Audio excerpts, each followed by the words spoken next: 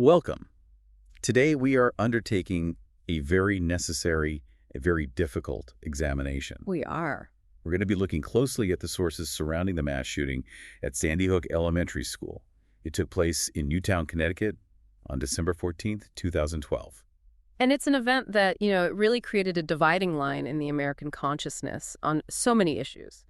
School safety, mental health, firearms. Absolutely. So, given the solemn nature of what we're discussing, we want to be clear that we approach this with the deepest respect for the victims, for the survivors, and for the entire Newtown community. That respect is paramount. This was a catastrophic event in a community that thought it was completely safe.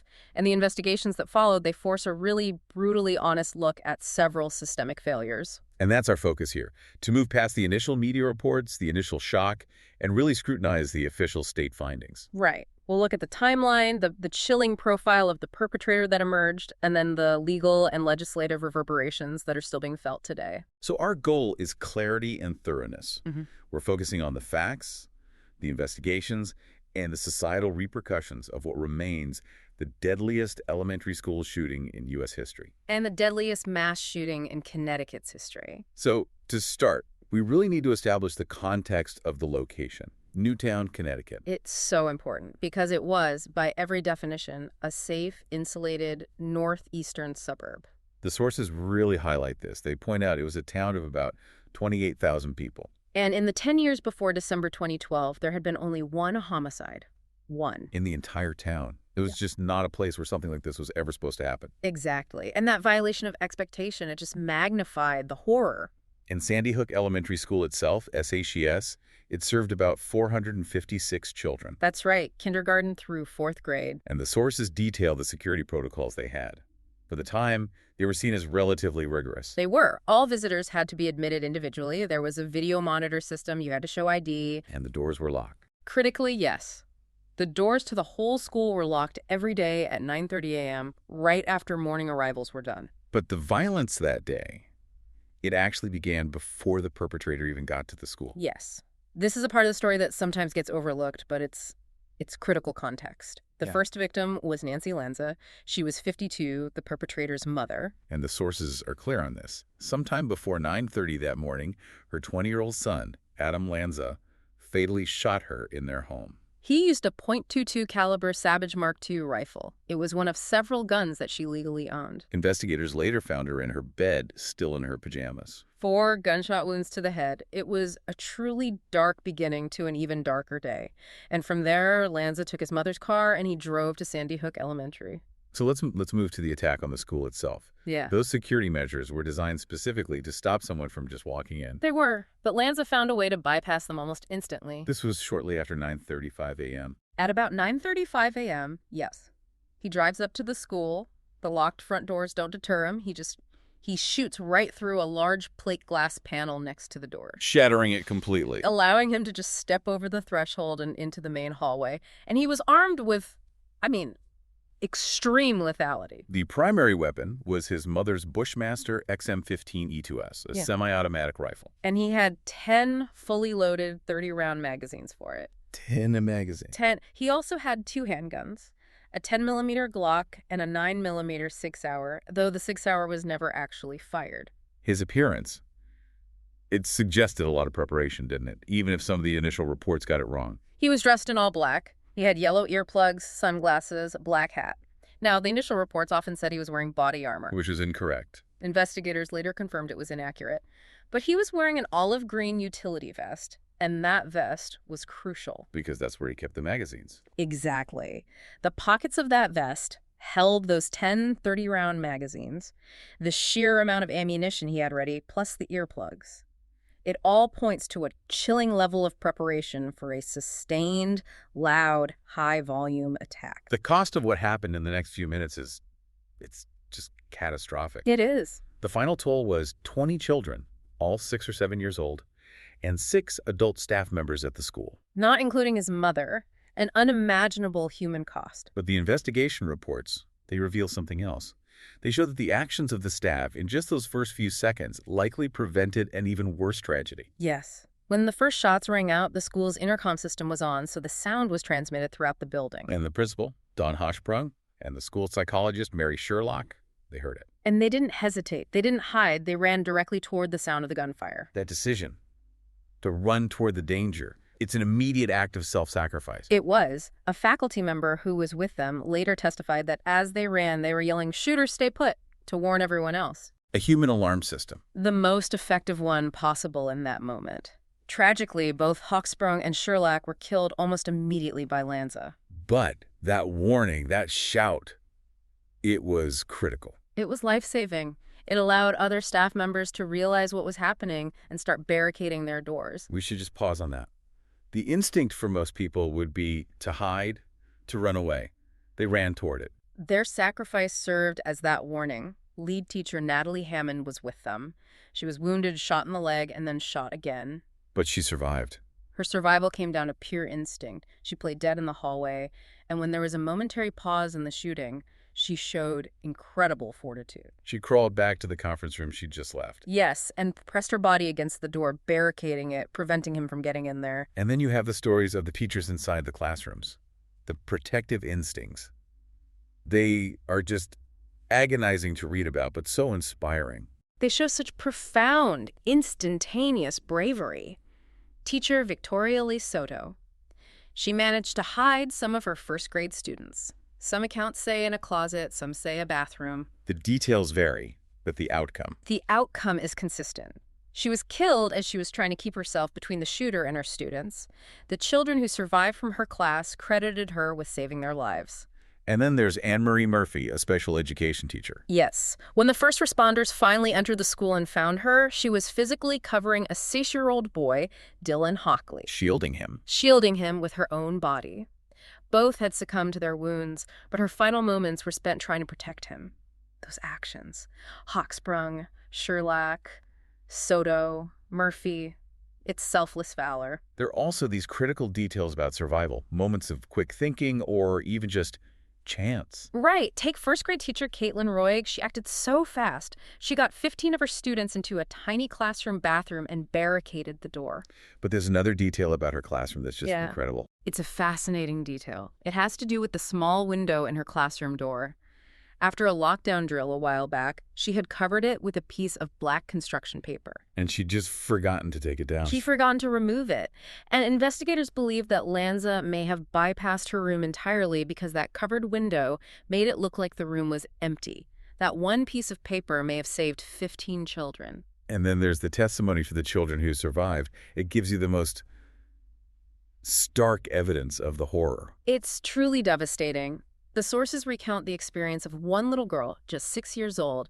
She survived by playing dead in a classroom bathroom among the bodies of her friends. And when she was finally reunited with her mother, her comment was, "Mommy, I'm okay, but all my friends are dead." It's awful. There was another girl who survived in a bathroom.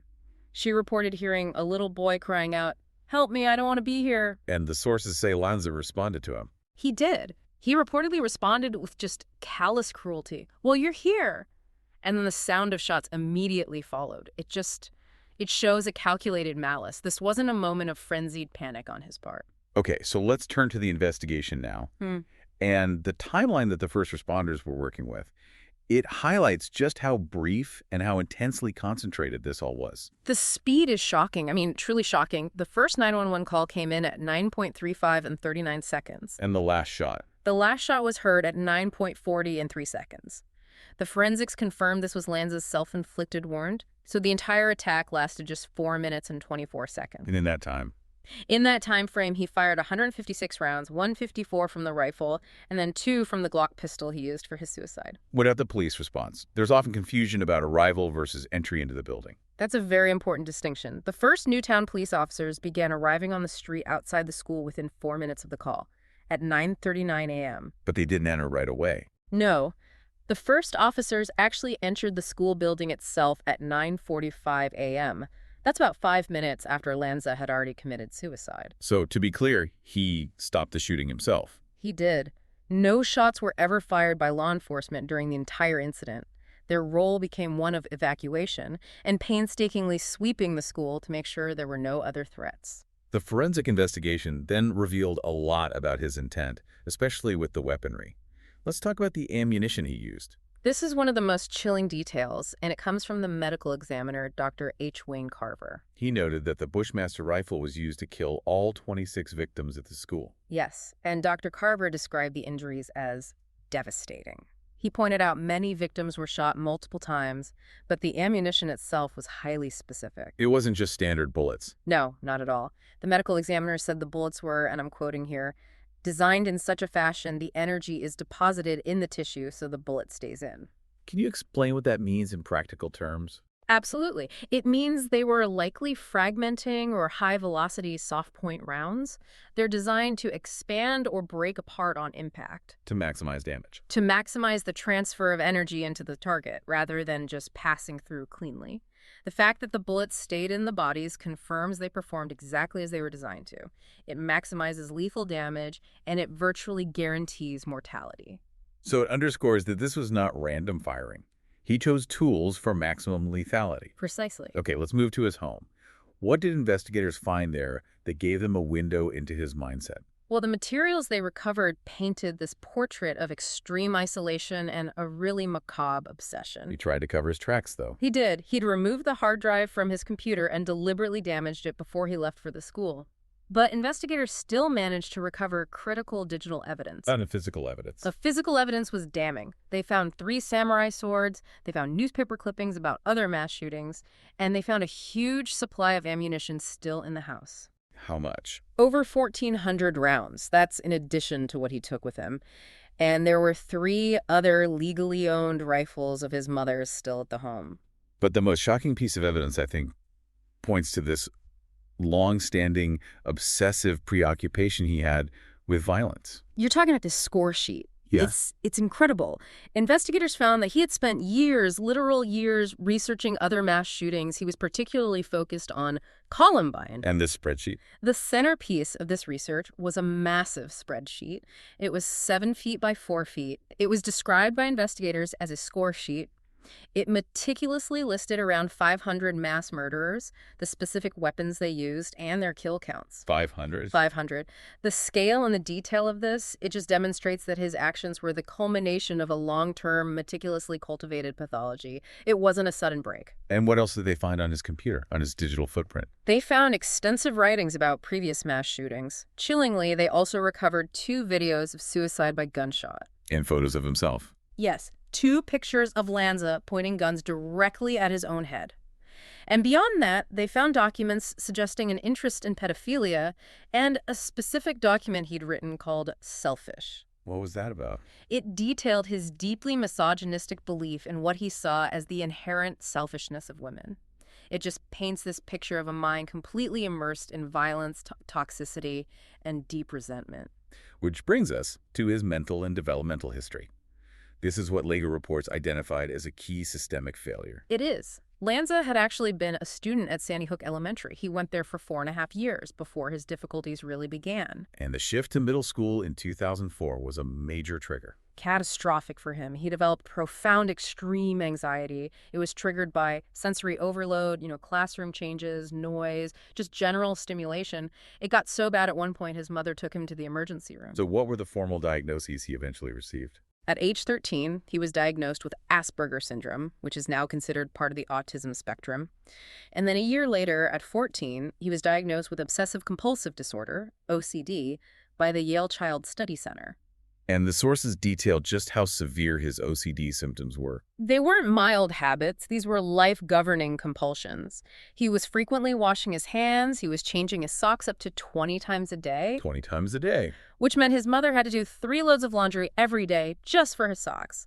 He would use an entire box of tissues just to avoid touching doorknobs. Was there any attempt to treat this with medication? Yes, there was one attempt. A clinician at Yale prescribed the antidepressant Celexa, but he only took it for 3 days. And he had a bad reaction. A severe, debilitating negative reaction.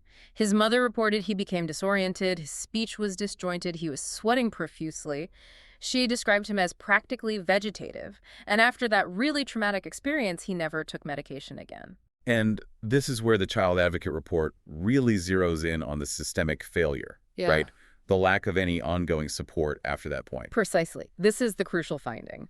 The report of the Office of the Child Advocate states very explicitly that the extensive recommendations made by Yale. What were those? They recommended intensive special education supports, ongoing expert consultation, and rigorous therapeutic supports that were supposed to be embedded into his daily life.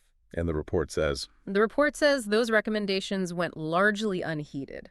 After 2006, he had virtually no meaningful contact with any mental health professionals, despite the fact that his father later said he suspected Lanza might have developed undiagnosed schizophrenia later in his isolation, worsening his condition. far beyond the initial Asperger's and OCD diagnoses.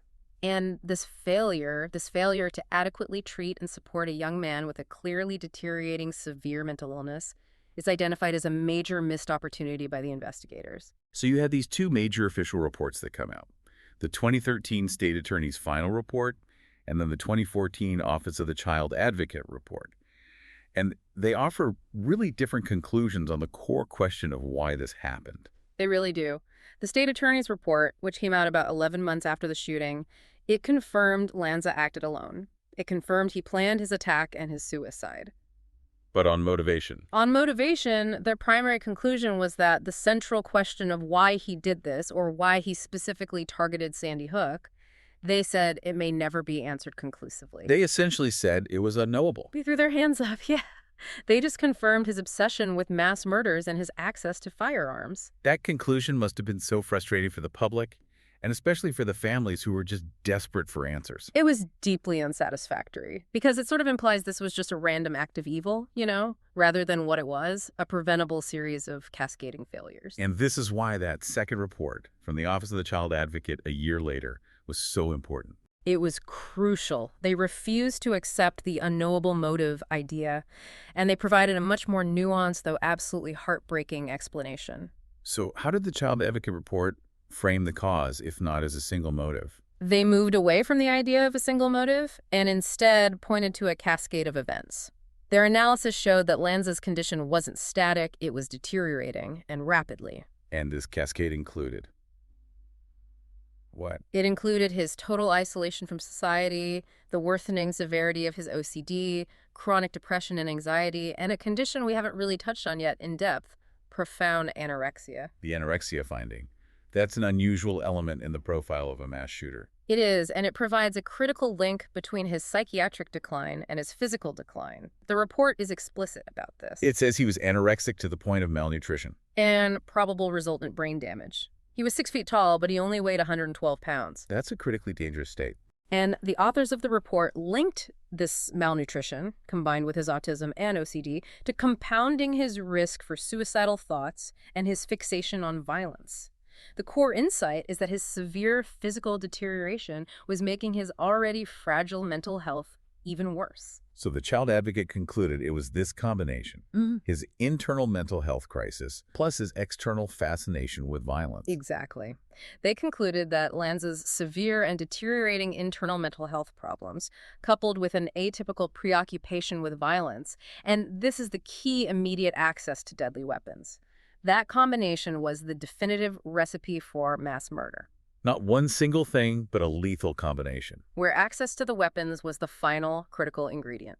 Did the Child Advocate offer any more reasoning as to why Sandy Hook Elementary specifically was the target? They offered a tentative psychological suggestion. It was based on his known anxieties. Okay. They posited that mass shooters often target places where they feel they can overpower people. Lanza had this profound social anxiety, a fear of being thwarted or challenged. So an elementary school. An elementary school filled with young children and relatively defenseless staff may have been targeted for that very reason. It was a dynamic that allowed him to feel powerful in a world where he otherwise felt completely incapable. And it all just keeps coming back to the systemic failure in his healthcare journey? Yes.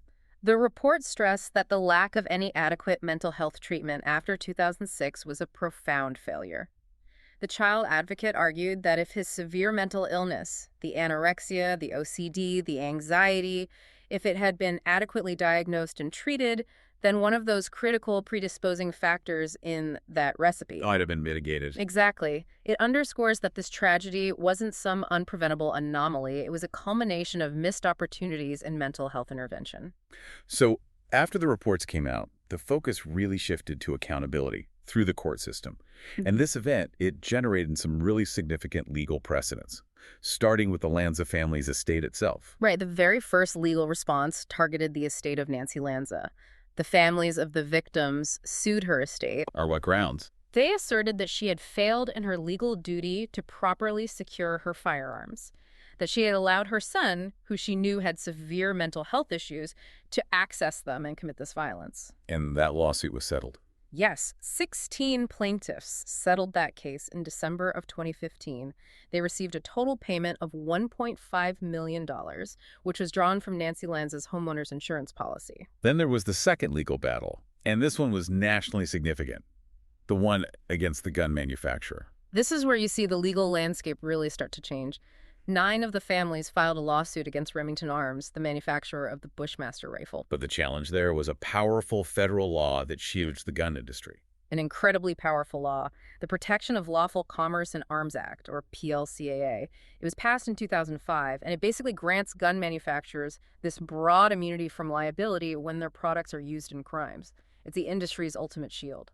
So how did the family's legal team find a way around that? It seems almost insurmountable. They use a really creative and, at the time, unprecedented application of state law, specifically the Connecticut Unfair Trade Practices Act. So their argument wasn't that the gun was defective? No, that's the key.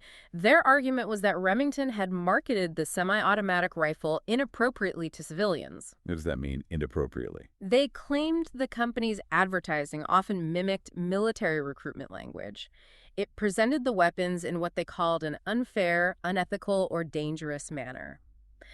Essentially, they argued Remington was marketing a tool of war as an aggressive civilian status symbol, encouraging its use for offensive assaults. An action that PLCAA does not protect. Precisely. That distinction, challenging the marketing practice rather than the product itself, that was the crack in the legal shield. And the courts agreed. The Connecticut Supreme Court sided with the families in 2019. They ruled that the families could proceed to trial based on that specific marketing argument, and that ruling was monumental. Why was it so significant? Because it allowed the families to subpoena Remington's internal documents, all their marketing strategies for the AR-15 platform.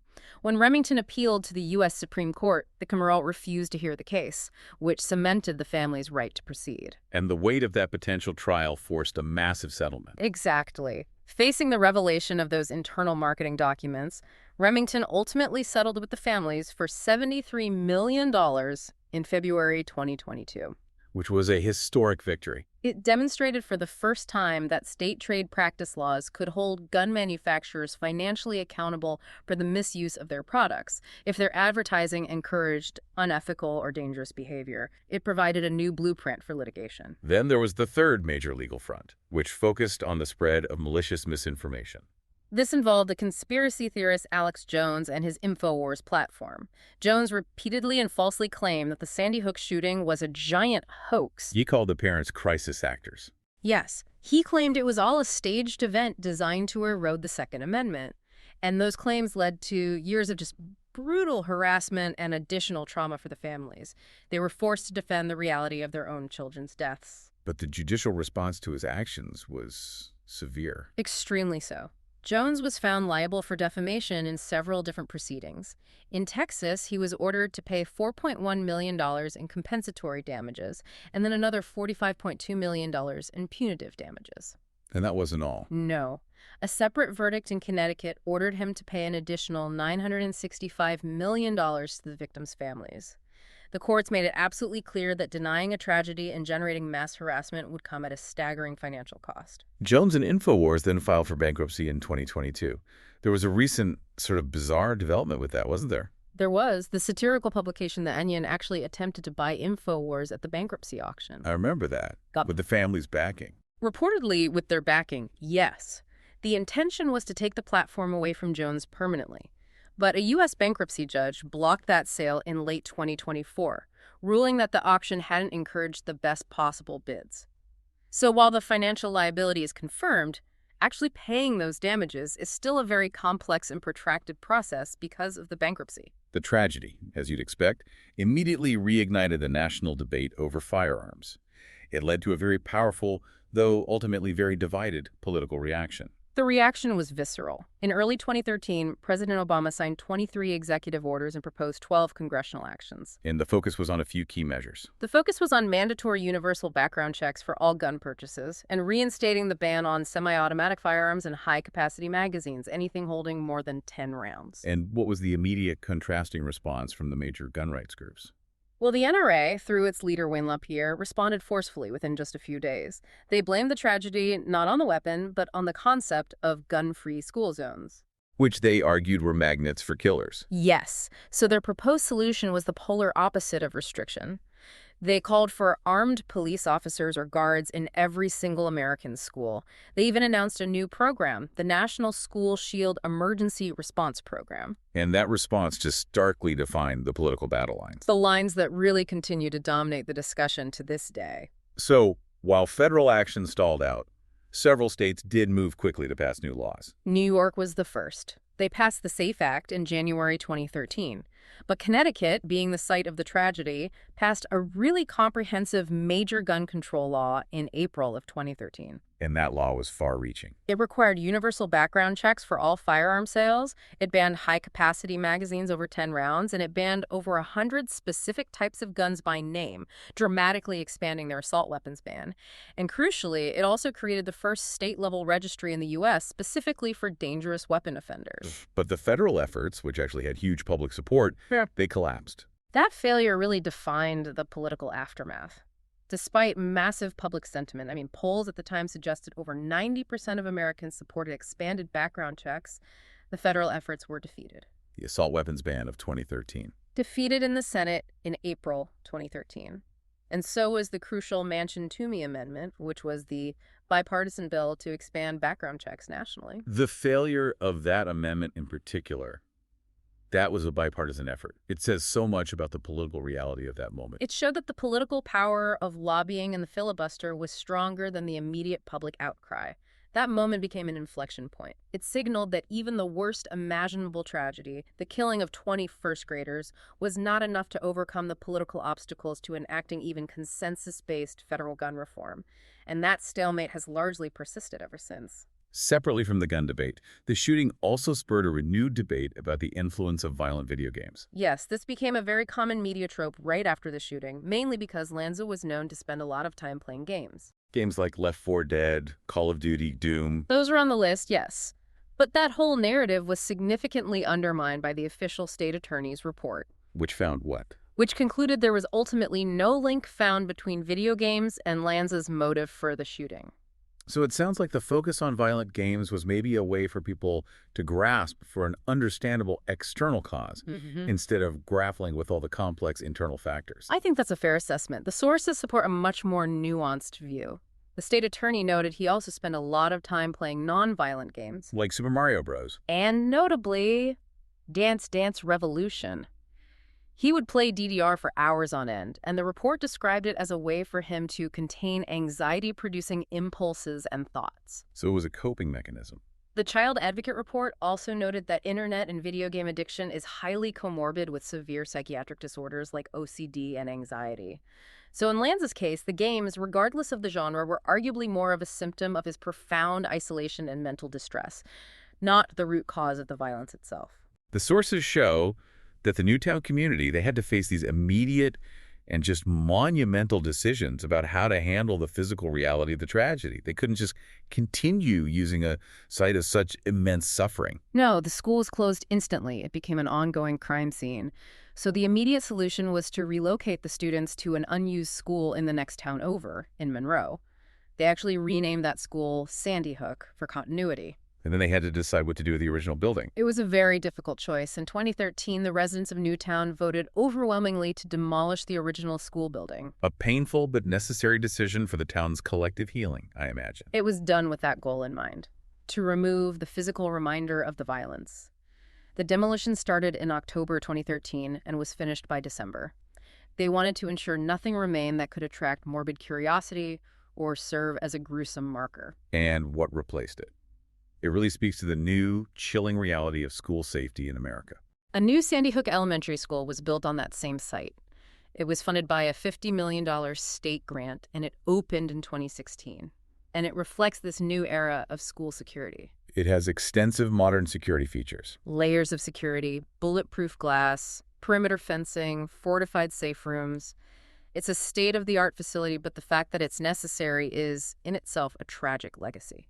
The perpetrator's home was also dealt with, to ensure there wouldn't be some grim memorial or focus on him. That was another critical step for the community. The town of Newtown acquired the Lanza home at no cost in 2014 because its notoriety made it impossible to sell. And they tore it down. The town voted unanimously to demolish it in 2015, and the land was deliberately left as open space. That decision served to erase the physical location where the matricide happened and where the mass murder was planned. And out of all this devastation, the victims' families, they channeled their grief into creating these lasting organizations and memorialization efforts. The determination to create something positive is just profound. The Sandy Hook Permanent Memorial Commission was appointed, and after years of planning, the final memorial opened in November of 2022. What's it like? It's designed for solemn reflection. It features a stone basin with the engraved names of the victims and a sycamore tree at its center. And beyond that, so many organizations emerged from the family's activism.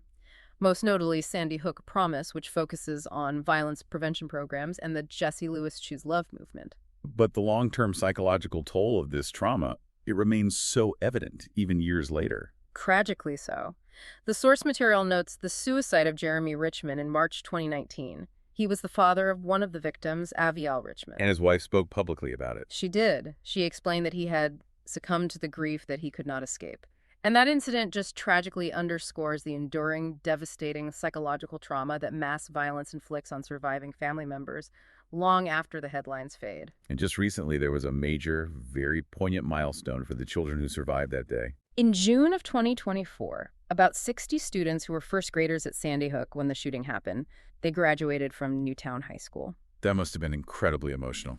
The ceremony was, the principal read out the names of the 20 classmates who should have been graduating alongside them, and it was followed by a moment of silence. It was just a profound and bittersweet moment. It marked the passage of time and the incredible difficulty of moving forward while constantly carrying that shared grief. So as we try to synthesize the overwhelming complexity that's revealed in these official reports, I think the core theme is clear. That the tragedy was a confluence of multiple catastrophic failures. Exactly. It was the unique pathology of Adam Lanza, that profound isolation, the severe, untreated mental illnesses like OCD, anxiety, and the anorexia, and that combined with his atypical, cultivated preoccupation with mass violence. And crucially, his immediate, unfettered access to high-capacity weapons. The reports make it evident there was no single why. There was a series of mitigating factors that were all missed. And the response to this horror, it really demonstrated this powerful juxtaposition. You have the immediate localized tragedy in this previously safe town, and it forced these vast, enduring national and legal changes. It did. This single event led directly to historic movements, like the successful $73 million settlement against Remington for its marketing. That established a whole new legal precedent for accountability. And it also led to those massive defamation judgments against people who peddled denial and misinformation, like Alex Jones. Sandy Hook didn't just result in grief, it permanently altered security procedures in schools all across the country, and it provided necessary new legal blueprints for holding those who manufacture weapons or who propagate dangerous misinformation accountable.